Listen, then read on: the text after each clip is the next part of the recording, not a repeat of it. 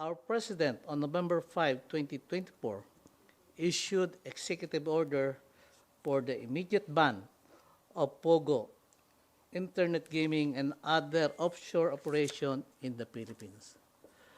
I believe, Mr. Chair, that there's no need for further discussion with regards to the approval of this bill. And I urge the members of this committee to immediately approve this bill banning the POGO in the Philippines. That will be all, Mr. Chair. Thank you, the Honorable Loyola.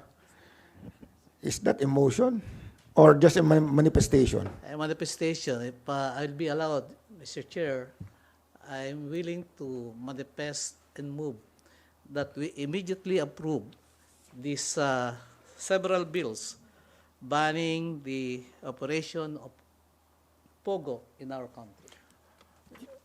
Before you ask or rule on that, wouldn't it be proper if we hear first our resource persons give their positions and comments on the following measures? Mr. Chair, Yes, Congressman Akop. I do not know if the resource persons will object to this measure simply because the President has already spoken, and what the President says regarding an issue becomes a policy statement of the nation.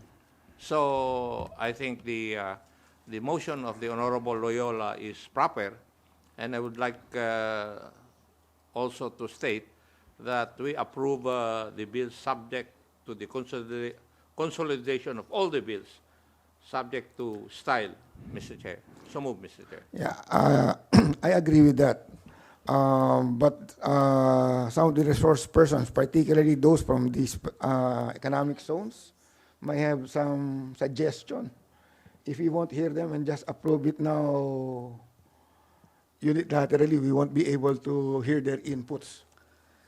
Mr. Chair, there were several hearing, meeting, discussion about this POGO, and I believe that what will they say today will be the same as stated in the several hearings conducted by the different committee and even the Quadcom.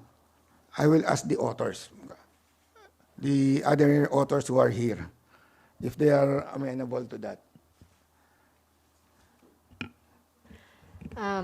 Mr. Chair, I tend to agree with the motion of Representative Akop.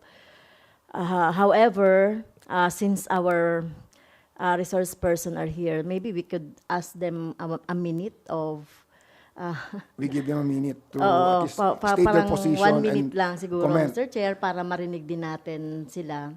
Pagbigyan natin. Okay. I have no objection, Mr. Chair. Only 1 minute, Madam Chair. Comsec, please time their Sure. comments. So, kasi we need to hear the suggestion or inputs coming from CESA, APAB, and APECO, and the other I have no objection, Mr. Chair. Pasensya na po kayo dahil ang training ko po sa military, kung ano po ang sabihin ng aming Presidente at Commander-in-Chief, we follow and obey. Thank you, Mr. Chair. Correct? Well, actually, ang sabi ng Presidente nga, there's no need for a legislation. Pero we deem it best to come up with this. Ang position naman ng ating is for it to advance yung ating legislative solution to strengthen the enforcement efforts and protect our communities. So, with that, we maybe ask the Department, DFA, Department of Foreign Affairs, for their brief comment or if they have any suggestion. The DFA representative. Good morning, Mr. Chair and honorable members of the committee.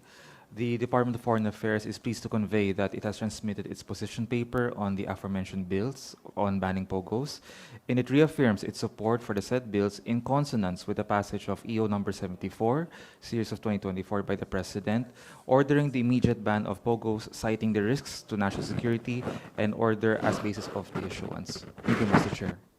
Thank you. We now ask the representative of the DILG. Good morning, Mr. Chair. The DILG fully supports the subject legislative measures banning all POGOs in the country, considering its social harm. And as a